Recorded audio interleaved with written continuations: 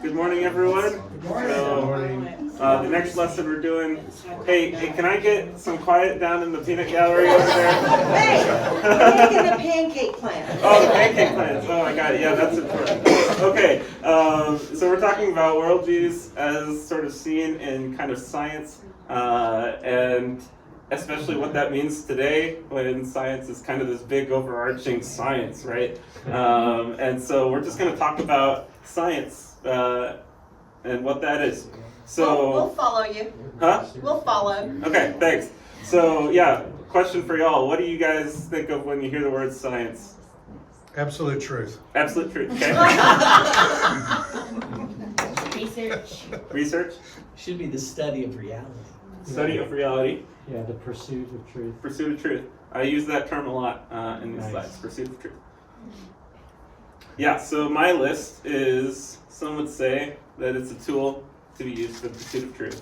I think some would say it's a philosophy. I think some would say it's evil. I think some would also say it's divine and it's a divine creation. Not it's divine, but it's a divine creation. Some would say it speaks to philosophical truths. And I think some would also say it's influenced by philosophy. So when I'm talking about science today, especially, I'm going to be coming from a very pragmatist perspective of looking at science as a tool for the pursuit of truth. So that's how I'm going to be defining science today. There's a lot of debate about that, but that's when I'm using the word science with a lowercase sc, I'm referring to this tool that we can use for the pursuit of truth. So we're going to talk about what science's role is in civilization.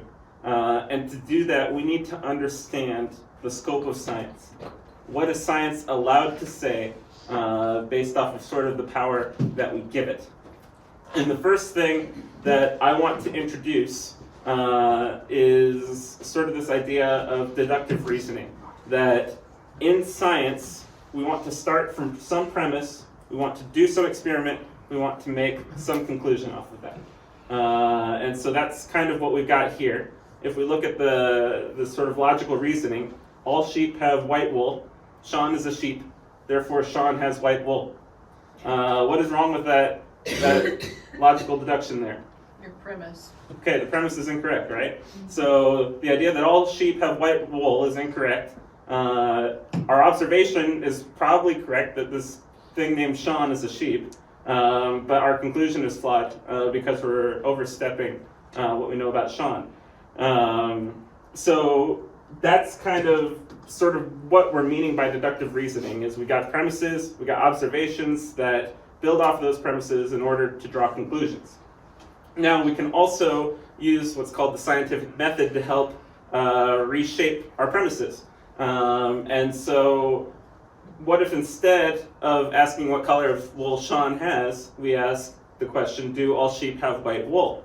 And we might make a hypothesis that all sheep have white wool. And then we do an experiment. It looks at Sean's wool. Is Sean's wool white? Yeah. But then we look at another sheep named Carl who has gray wool. And therefore we can conclude that not all sheep have white wool.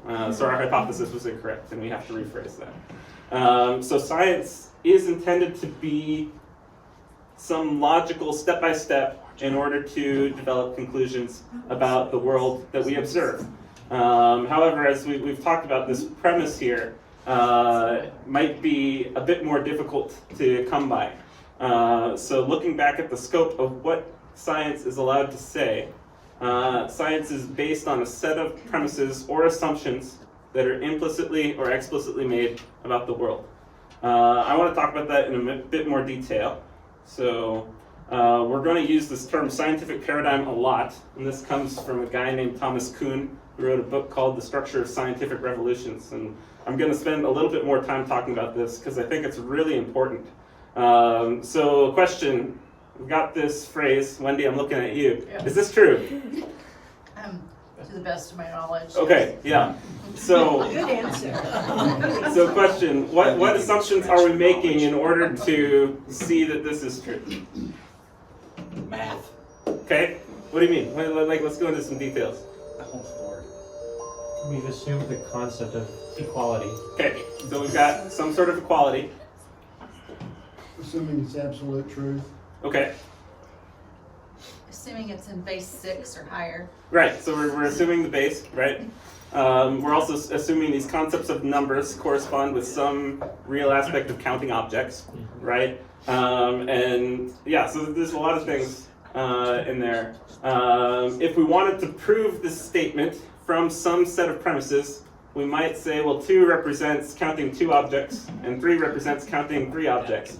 And so if we count them all together, we end up with 5 objects. That might be some way where we could prove this statement based off of some premises that we make about what counting means. And so this is a very obvious statement, 2 plus 3 equals 5, but it's built on prior premises.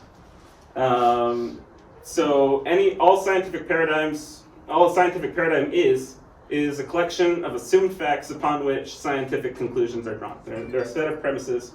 Examples of failed paradigms in science include like Newtonian physics. At the microscopic level, Newtonian physics failed, but it was a useful paradigm for us historically, looking at how objects interact with each other. Also the geocentric solar system, which was held by the scientific community for a while. The idea that the Earth is flat. Those guys are trying to make a comeback. Yeah, I don't think people are truly serious about that. It's interesting, yes. It is interesting. Yeah. I knew a lady about 3 years ago that was absolutely certain that the Earth was flat. Well, I yeah, understand. that's an interesting discussion. We could look back at the ancient Greeks who believed that there are 4 main elements in the universe, fire, earth, water, air, and they're all shaped like these geometric solids, whatever. And then the idea of spontaneous generation, that flies suddenly appear when you leave raw meat out, stuff like that. So these are scientific paradigms that we used in the past, and they eventually failed because they weren't sufficient to explain certain things about the universe. So I want to dive kind of deeply into this a little bit with a fun exercise. So I'm going back to the math stuff. Okay, so say we've got some new operator we're looking at, we're calling the pound sign in mathematics, that we're trying to figure out how it works. And what we can do is we can just test it, we get a result, and then we can draw conclusions from that, right? So if I say 2 pound 4 equals 6, and then I try another experiment, 6 pound 0 equals 6, and 4 pound 6 equals 10, what would you guys say the pound operator represents here? Addition, okay, so that's our guess, right? So now we're going to treat this as our premise and see if we can test it a bit more. So now we've got 4 pound 11 equals 14, 8 pound 6 equals 14, so that does match what we thought. 2 pound 3 equals 4. So now we've got some complications here, right? So it seems like these 2 cases don't match our hypothesis. They're kind of anomalies in our scientific paradigm. So what would you guys, if you had to guess, think a good next step is? Quit. Quit, yeah. That's not an answer. But this is science here. You don't give up. So I will say, we're also basing this on the premise that I made this slide, I did it correctly, and you can trust me. And there is some logic behind this. So that's another thing you can pull from. And I think that is kind of applicable when we think about science from our perspective, that God created the universe. And we can trust him, and he's told us that the universe makes sense, and we can keep doing science based on that. So trust me that there is a logical explanation for some of these stuff. So anybody want to throw out a guess here?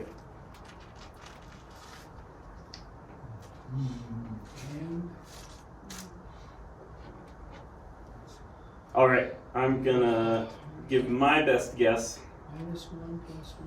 Yeah, so it seems like we succeed when we're only using even numbers, and as soon as we include odd numbers, that's when we start to fail.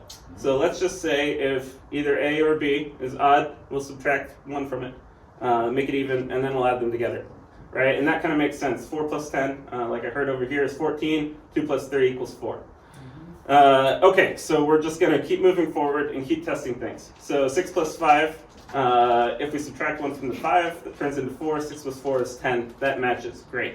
7 plus 4 equals 10. If you do the math, that matches too.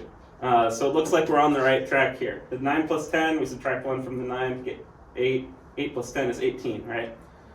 3 plus 5, so they're both odd, so we'll subtract 1 from the 3, 1 from the 5. That gives 2 and 4, that's 6. So we messed up again. There's another anomaly, right? 1 plus 1 equals 2, right? This is the same thing. I think we would expect to see 0 from this if our guess is correct. 6 plus 8 is 14. We've seen that one before.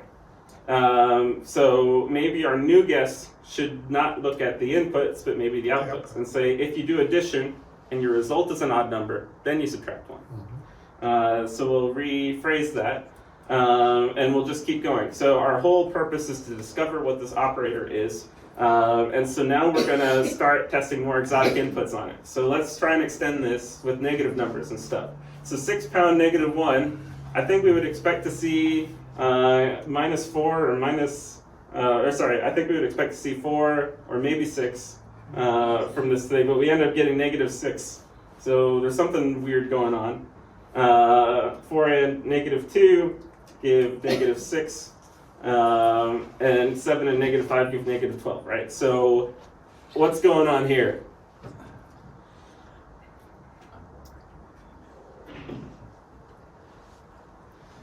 And I think what's going on is we're challenging a lot you guys know about mathematical operators.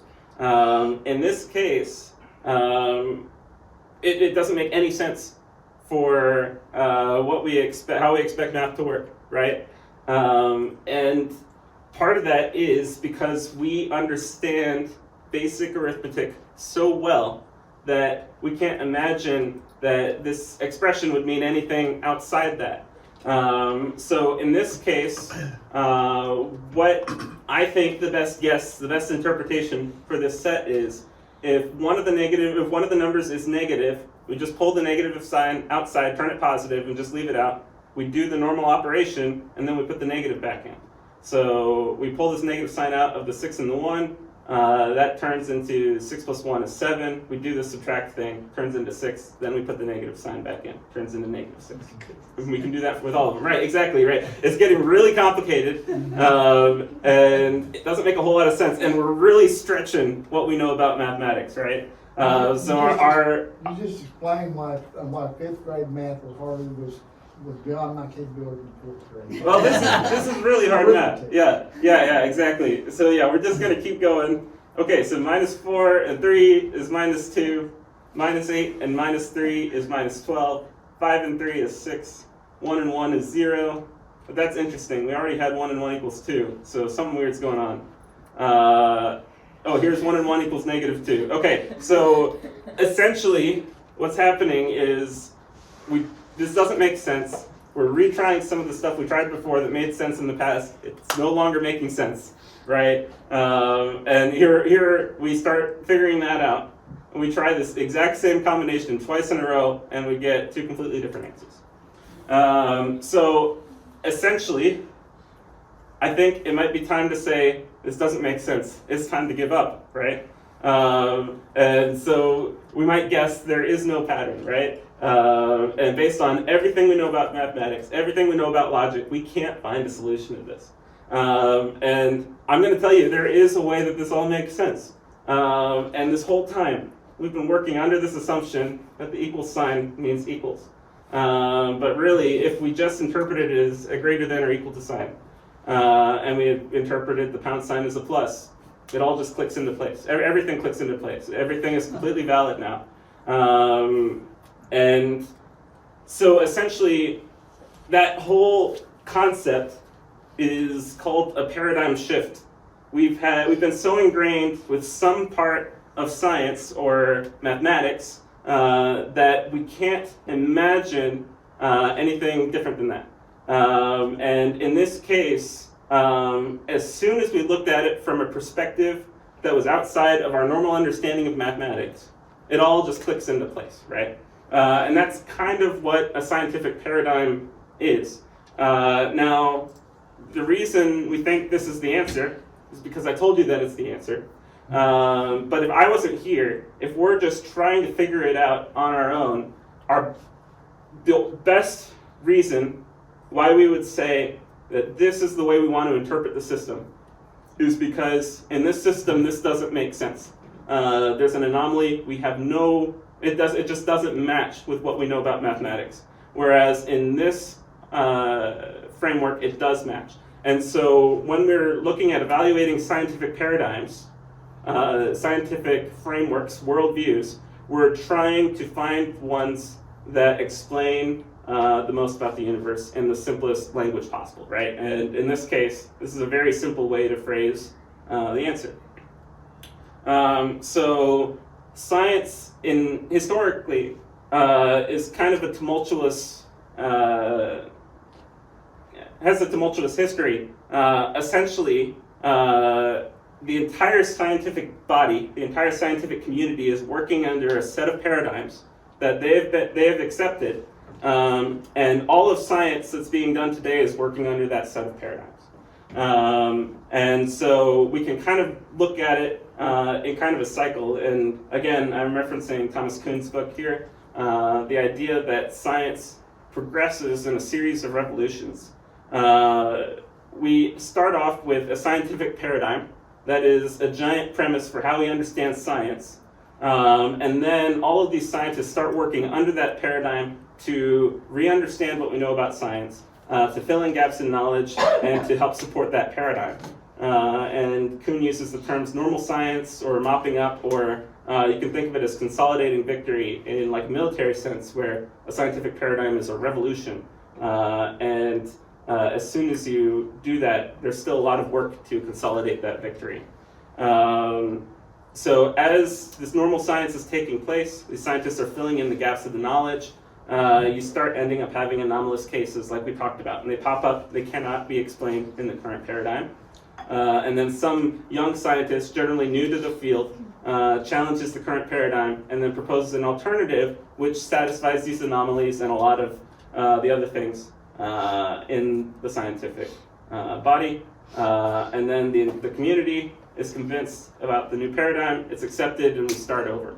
And so Kuhn argues that this cycle has happened a lot throughout history. We've already talked about some of these failed scientific paradigms and these scientific revolutions in history. So we touched on this a little bit a second ago, but how do we choose a new paradigm? One thing that's really interesting about scientific paradigms is I would have a hard time calling them scientific because we've talked about this deduction step in science, and we want our conclusions to be based on a deductive logical chain from our premises, which implies that our premises don't get deduced. They're just, we have them. And so when we're choosing a new paradigm, we're not choosing them deductively. We're choosing them in order to explain parts of the universe, which I think makes them more philosophies, more worldviews, and less actual scientific facts. And so that's kind of, Kuhn makes the same argument, that scientific paradigms are worldviews, and that paradigm shifts are changes in worldviews. And they can't be deduced. They are the baseline assumptions about the natural universe. And thus, we have to choose them based on their ability to explain certain aspects about the universe, and maybe base it on simplicity as well. As we saw in that example, when we tried to get really complicated, it started making less and less sense, right? So we're not only looking for the most explanatory paradigm, but also probably the simplest. And so in philosophy, there's I call it a rule of thumb called Occam's razor. It's in quotation marks, so does somebody want to read it? Pluralitas non est ponenda sine necessitas. Yeah. Yeah, that's good. Thank you, Tyler. Yeah. So in English, that says plurality should not be posited without necessity. It still sounds like Latin. So I rephrased it. I said, don't overcomplicate things, or you should the simplest interpretation of the data, right? So Occam's razor is just saying you shouldn't come up with a complex solution if there's an easier solution that you're missing, right? Makes kind of sense. I think there are some significant problems with this thing. The first thing is the simplest interpretation is really subjective. Like, for instance, for me, God feels like the simplest interpretation to a lot of scientific questions. And for a lot of naturalists, the opposite of God feels like the simplest solution to a lot of questions, right? So in that sense, Occam's razor just kind of fails. I think it's a rule of thumb. It's nice to use. But philosophers and some scientists really hammer Occam's razor. They say, by Occam's razor, we must accept this, this, this, this. I think that's blatantly false. And you might hear that if you listen to some philosophers talk.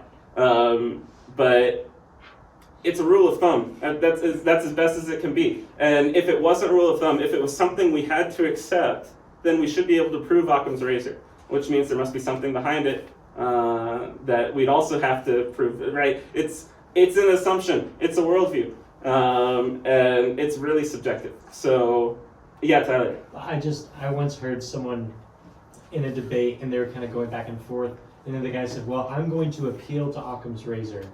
And he played it as though it were a trump card. Like, I'm appealing to Occam's razor, my view is simpler, end of conversation. And it is sort of a strange, like, is that a law? I mean, sometimes the solution is complex. You know, it's, anyway. Anyone who's read a detective novel knows that the solution's often complex, right? And yeah. It's like Death in Paradise. Anyway, so this is kind of scientific paradigms in a broad sense.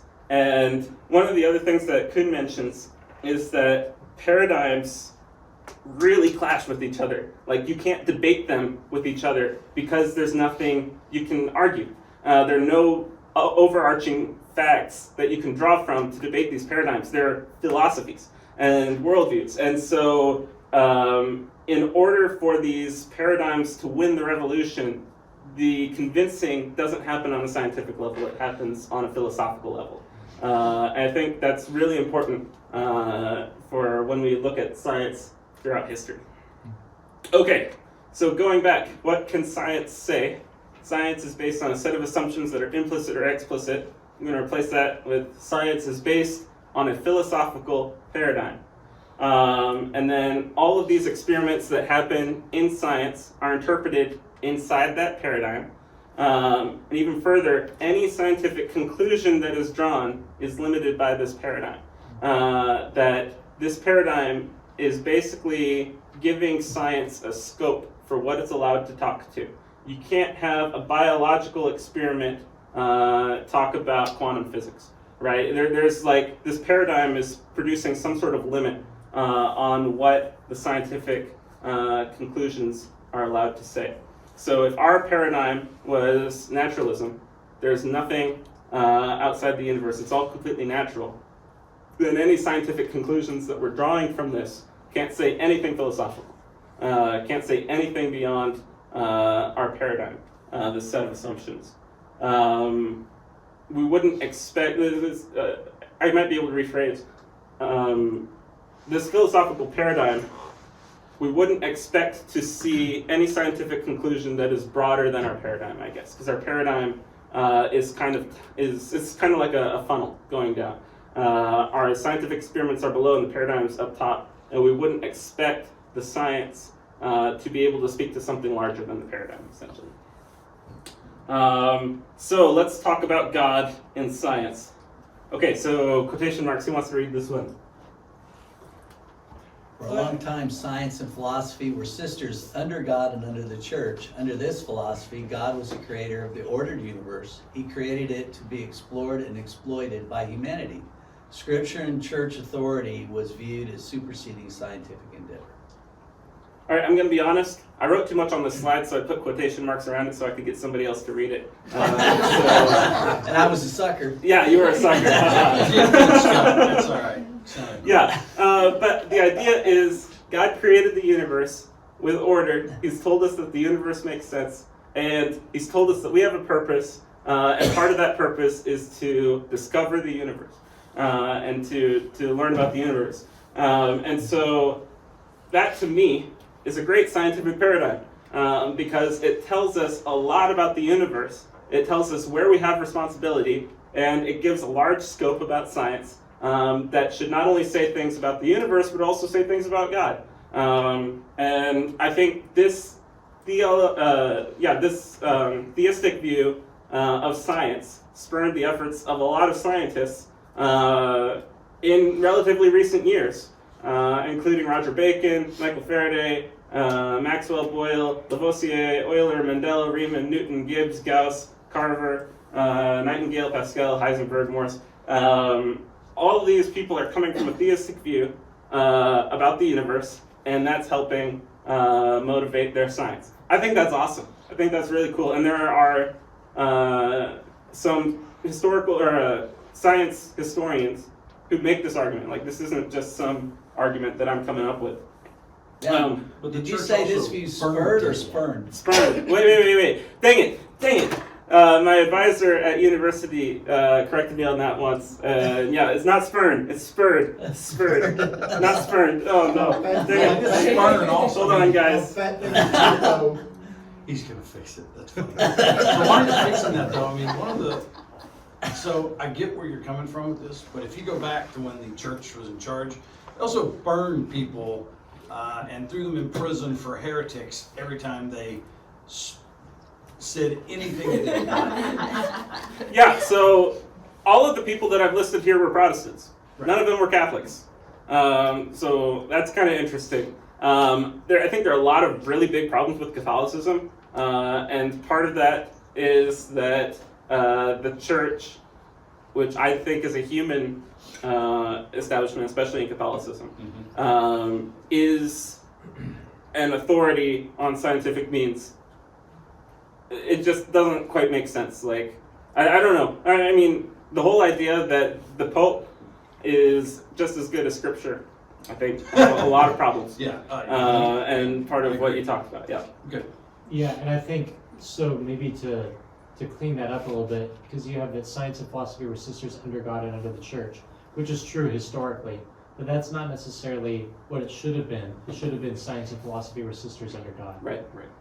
That makes sense. Yeah, and I'm going to go a little bit further too, because we also see, I believe, similar scientific advances coming from the Jewish community and coming from the Muslim community as well. In fact, the term algebra is Arabic. So I think this idea that the divine created the universe for us to explore and stuff like that is a... Still spurned. Sorry. No, it's good.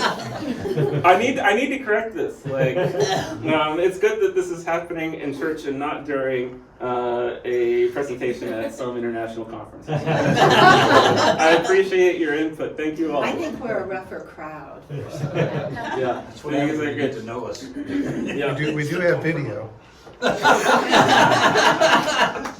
We have proof. Yeah, you do have proof, but that's okay.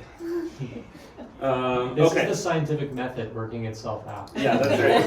I don't know if this is like what's my hypothesis here? That The word is spurned. Yeah, exactly. Okay, fair. That has been proven false. We know what you mean. Okay, so let's talk a little bit more historically. What's going on with God and science? So, have you guys heard of the God of the Gaps theory? We got a lot of nods, a lot of shaking heads. Does somebody want to try and explain it? Try and explain it. Anything that science can't explain is explained by God. So there are gaps in scientific knowledge, and we just fill those gaps with theism. Right. It's often an accusation. It's not a position held by Christians. It's an accusation lobbed at Christians by the scientific community. Right. So, yeah, God is the direct cause of phenomena we don't understand. Not God created the universe, which created a cause for this phenomenon. That would be valid scientifically. But saying that God actively works on these phenomena that we don't understand and makes them happen I think is a really dangerous view to hold, because it leads to this term I've heard before called a science stopper. And essentially, the idea that we can't know the answer then becomes a valid answer to scientific questions, and that stops science in its tracks. And if science is really about the pursuit of absolute truth in the universe, then this is a dangerous position to hold. Now, it's really interesting because we see scripture talking about how God sustains the universe and all that stuff. And when we ask the question, what does that mean? That we might first jump to saying, well, we don't understand the weak nuclear force. Maybe that's God, right? And it's kind of iffy because that might be what we want to say. And I don't know. It's very tempting, I think, to jump to those conclusions. But from a scientific perspective, I think it's dangerous. Another place that happens is kind of in our consciousness, when we're trying to find sort of this interface between the spirit and the physical world, right? This is really interesting because me as a Christian, like I'm actually encountering this in my research right now. Like I'm debating this with people in my lab.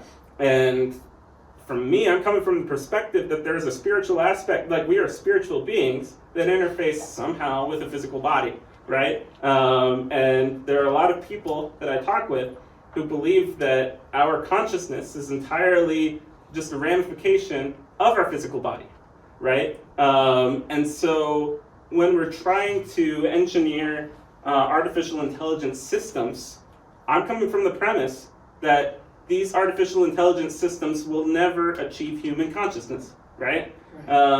Whereas some of these naturalists might come from the opposite perspective, right? And so this might come across as a God of the gaps type of interpretation, right? I don't think it is, but it can be. That's how it can be perceived in the community. So I think the biggest place we've seen this is talking about evolution, and sort of in the late 18th century, early 19th century, you've got scientific voices like Lyell, Darwin, and Huxley who are saying our biological origins are different from what all these theists are saying, and these theists are drawing from non-scientific works, and therefore we shouldn't be trusting them. And this led to incredible debate. It's like the real paradigm collision right here, where the Christians are coming at it from the theistic position. God created the universe. The account in Genesis 1 is historically accurate. Our understanding of ancient Hebrew is accurate. All this stuff, right? And the scientists are coming. Look, this is what we observe. We don't believe in God. This is the way that humans developed on Earth, right? And they're coming at it. It's a philosophical debate that's happening here. And ultimately, the Christians weren't able to support their claims sufficiently back then. And evolutionary biology emerged as the winner, and that became the paradigm in the scientific community. And this is really interesting because I've thought about this a lot, and some people have talked about the question, would we expect to see evolutionary biology ever replaced again with theism, with a young Earth view of the universe in the broad scientific community? And I think a lot of the voices say, because it is the scientific paradigm that is accepted by the broad scientific community, that in order for us to make that jump, all of the anomalies with evolution, essentially all the things that evolution cannot explain, would have to be so vast that it would completely challenge what that community believes. And even then, they might be extremely hesitant to revert back to an old scientific paradigm that they believe has failed. Well, and it's control too. Yeah, there's a lot of control too, and we'll talk about that Scientists too. do not want the idea of that they aren't the ones making the decisions. And not just scientists, it's our whole worldview outside of Christianity. Right. So I think the big shift now is that in the broad scientific community, naturalism is our paradigm. We don't believe in God, right? And the universe is a clockwork universe. We can understand it and stuff like that. But God is not a part of it. But it's interesting that they still use creation as language. Neil Ferguson, he's like a world-renowned historian, a brilliant guy. I saw a clip of him yesterday, and it was a very recent clip. And he was talking about when we were designed by evolution, too. And it was like, so you just said the word, arguing with the TV. You just said the word designed. That's not part of evolution. And so, and he didn't even realize what he just said. So I was on like a conference call with like these are like doctors in neuroscience and evolutionary biology and stuff like that. I was on a call with them, right? And they were talking about evolution, and like I would have spelled it with a capital E, because the way they were describing it, if you just replaced evolution every time they said it with the word God, it's exactly how I would describe our origins. Like, no joke. Like, they're like, evolution is wonderful. Evolution designed this, right? And all this stuff. And it was so weird. But that's the paradigm, right? That's the overarching understanding of the universe that's accepted by the broad community. And as Christians, we're kind of outside that. Well, they want us to explain it to overcome their paradigm. Right. Which is funny, it's been done though, Scott. Oh, I know. Just Yeah. the Magellan motor alone Yeah. couldn't exist in an evolutionary world, and therefore if you can find one example of something that cannot exist in an evolution, which of course we can find lots, but that's a very simple, single-celled, it just doesn't, it couldn't have grown its anyway. Right. Won't go into all of it, but it could not exist unless it spontaneously happened, which they don't. Right. They say that has to take billions of years, but they ignore all of those. Whereas we'll talk about anything, even if I don't understand it, I'll talk to you about it. Right. You know, but- And they ignore all the areas that their theory falls Exactly. flat. So because they have skills and on this their is how a own. paradigm works. This is exactly how a paradigm works. Is that they all have this basis, and they work. If they see something that doesn't make sense, they put it off to the side. They say, we'll explain that later. Let's keep working. And that's exactly what you're talking about. Whereas we, outside this paradigm, are coming at it, and we're saying, guys, look, the evidence is right there. This doesn't make sense. But they say, it will make sense. We just got to give it more time. And That's so their answer. that's where the debate is all philosophical, right? It's not scientific. And like, there are scientific arguments, but at the root of it, this debate is philosophical. Yeah, I also just think it makes sense when you talk about how the heavens declare the glory of God, that his eternal attributes and divine nature have been clearly seen and understood through the things that he's created. And so when you reject God, you haven't rejected the glory of creation. And it makes sense that having rejected God, they're still faced with the absolute marvel Yeah. of the world that we're living in. And they can't help but worship evolution, because all they've done is they've just said it came from something else. Right. But the thing that has come about is remarkable, and it moves us to glory, and they've just gloried the wrong thing. I like that. Yeah. Yeah, I do too. Okay, so let's see. What does science look like today? And I'm using big all caps science. So now we've got naturalism as our scientific paradigm, and all philosophical conjecture. It's not based on naturalism. We put it off to the side. It can be argued that mathematics is philosophy, not science. It could also be argued that mathematics is science, not philosophy. I don't know. But all of these scientific realms are under science, which is naturalism. That's the main paradigm that these are working under. So let's talk about what science says now. In modern day, science says that knowledge about the world comes only through imperfect perception. And I'm picking statements here that really speak to some of the philosophical things we've talked about in previous classes. So science says that our knowledge about the world comes only through our imperfect perception about the world. Science says there's no primary cause for humanity. Science says there's no God. Science says there's no basis for morality. science says there's no creator, right? So these are kind of things that we hear in the mediatized version of science in the modern day. And all of these 5 statements are philosophical statements. And as we've kind of talked about, if our paradigm is naturalism, that means that our scope of science is limited to talking about the universe and talking about the what, not the why. And everything, all of these points here are coming from the why. I've heard it termed scientism. Scientism, yeah. It's not bad. And that's philosophical naturalism. That's what that is.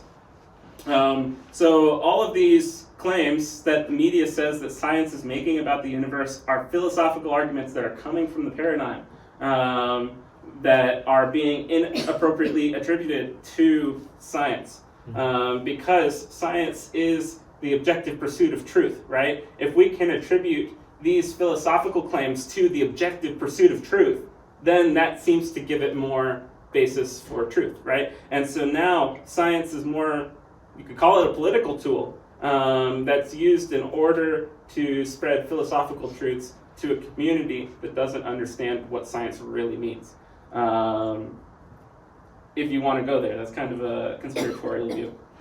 Okay, so modern day science, I want to conjecture that pure science still exists.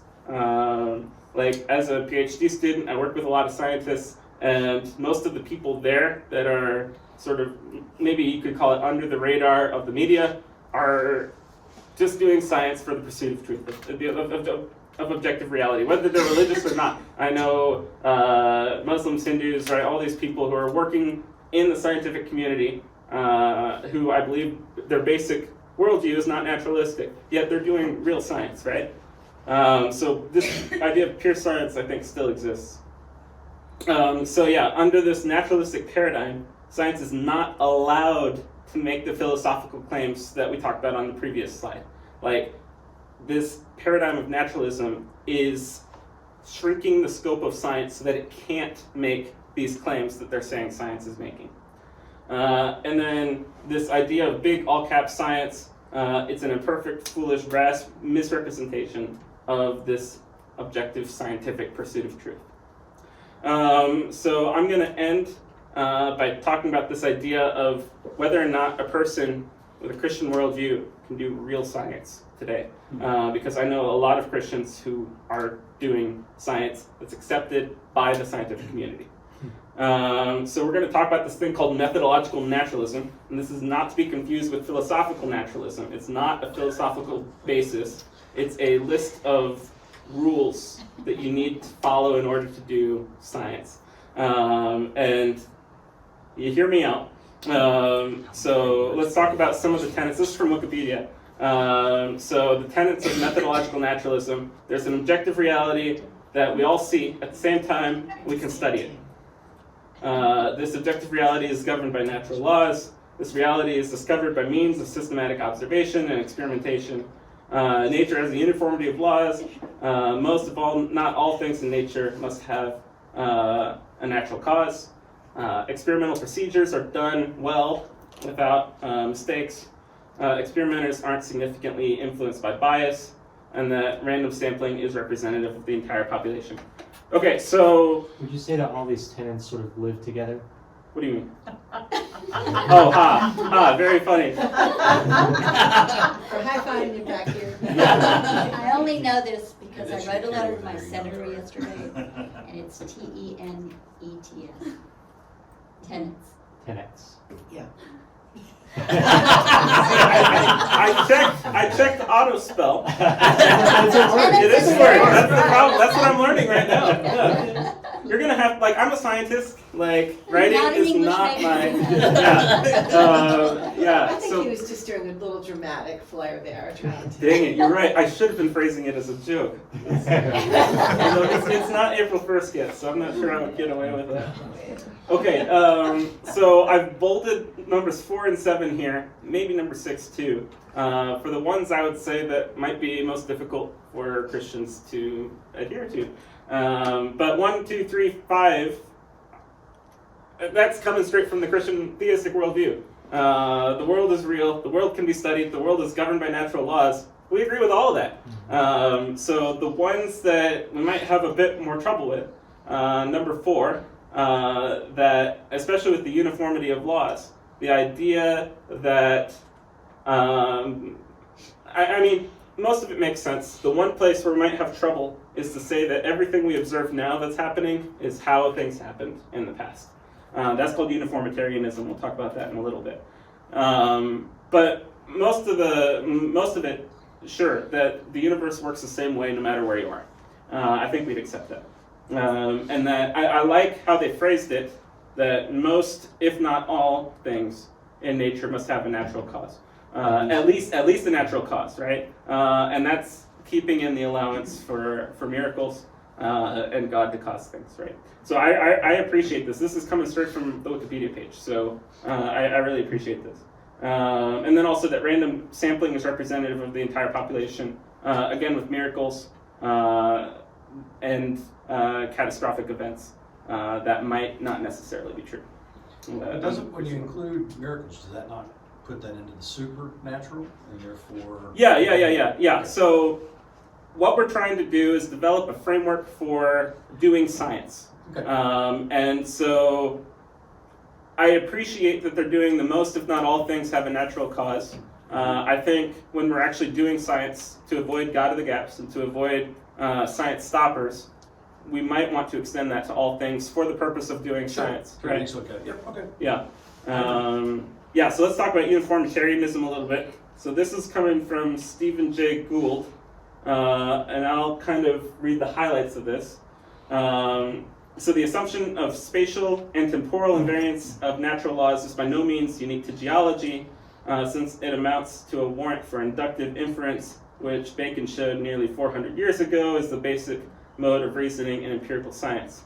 Without assuming this spatial and temporal invariance in the laws of physics and the laws of science, we have no basis for extrapolating from the known to the unknown, and therefore no way of reaching general conclusions from a finite number of observations. This is really talking to geology and evolutionary biology, where these events happen in the past, and he's saying that the only way we could make conclusions about what happened in the past is to assume uniformitarianism. Again, from a methodological naturalistic perspective, in order to come up, we're just looking for answers that don't include God. And he's saying that the only way we can make any extrapolation back there is to assume that these laws of nature work the same way. I think geology is the biggest offender of this, maybe evolutionary biology as well, since it can't be repeated, right? All we've got is what we observe today. There are events that happened once, and even if they're representative of some bigger random family, we can't see that. We only see one sample, right? That's all we got. So he's saying we have to work with all of these effects we see today and see if they apply to things in the past. That's what he's saying, is if we're working from a naturalistic perspective without God, this is the only assumption we can make in order to begin to make claims about the universe. Mount St. Helens kind of destroyed all that. Yeah, exactly, Yeah. right. There are lots of problems there. Oh yeah, Pat. Yeah, I don't know. This is slightly different, but a long time ago when I was teaching, I used an illustration of the street with the yellow houses. That you're going up the street and you see yellow houses everywhere on either side for miles, and you're about to crest a hill. And what color are the houses on the other side of the hill? And the answer is you don't know. And we talked about how that's induction. And so he's talking about how there's a warrant for inductive reference. Yeah. And that I just kind of wanted to tie those together. That's really good. And I think this idea of premise 4 and the uniformitarianism is trying to posit this as a premise so that we can make it deduction. Yeah. Because induction is kind of wrought with problems like Occam's razor and other things that we've seen. Fraught, not wrought. Yeah. Please forgive any This is all on purpose, imperfect everyone. speeching today. Yeah. Okay. So here's one final quote. Anyone want to try to pronounce this guy's name? Yes. Anyway, so again, he's saying, from a bit fuzzier perspective, this uniformity is not a law. It's not a rule established after comparison of facts, so it's not deductively based. It's a principle preceding the observation of facts. It's a priori, which means it's something we just accept as a conjecture. And it's the only way we can begin to make conclusions. And this guy, so Gould here, is an evolutionary biologist who came up with the idea of punctuated equilibrium, if you've heard of that idea. Oh, yeah, all the time.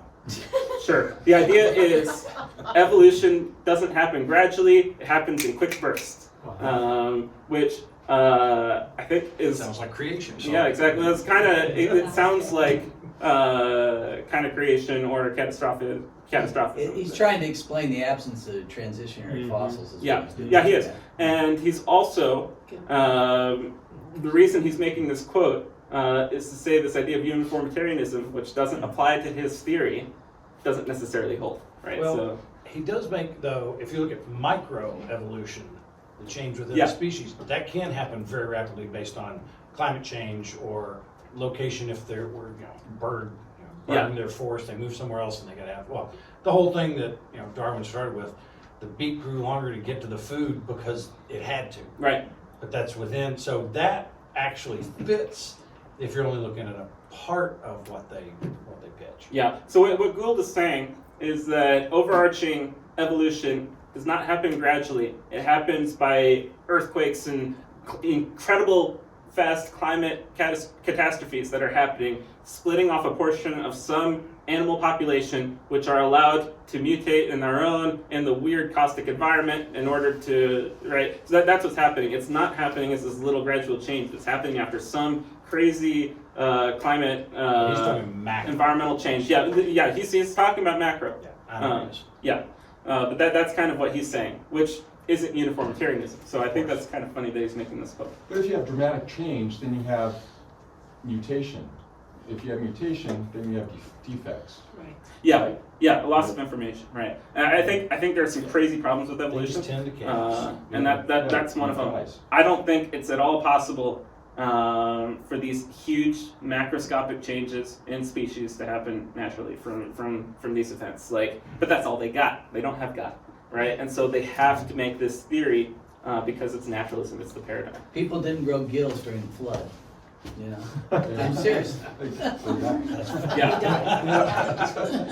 Yeah. So this guy, Hukias, was coming from a Protestant perspective, and he actually is one of the guys who posited the theory that the Protestant view of God and theism spurred the scientific advances in the past from some of these notably Christian scientists in the past.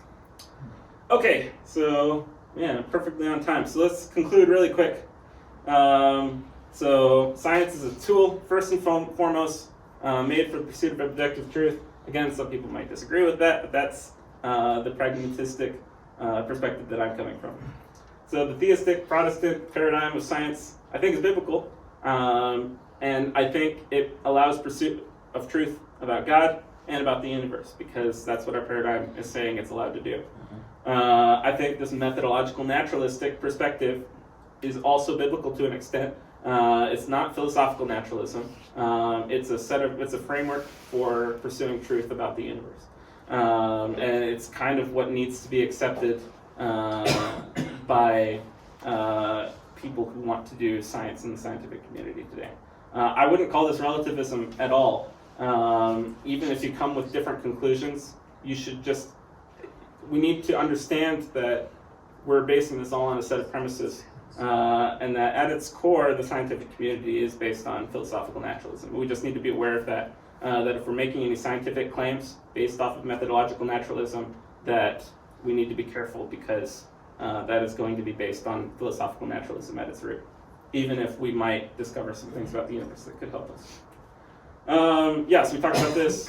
Naturalism is overarching the modern scientific community. Unfortunately, the scientific community today is shrouded in philosophical naturalism, which puts words into science's mouth that it's not allowed to say, and also throws in crazy politics into the mix. And that's why we all have this kind of or most of us have this like distasteful view when we hear the word science in the media. Cool. That's all I got, guys. Dude, great That was job. good. That was fun. Yeah. With this crowd. Yeah. I give you a copy. We're not having a test, right? Next week, you're expected to read that Kuhn book. So in college, we had a class called The Bible and Science. I went to a Christian university, and so we had to read this Kuhn book and a bunch of other books about this. And like by the end of it, everybody hated the word paradigm so much. Like they absolutely hated it. And I don't know, as a scientist myself, I really enjoy looking at this. This is a very good class for me to teach. I don't know if you couldn't sense my enthusiasm during that.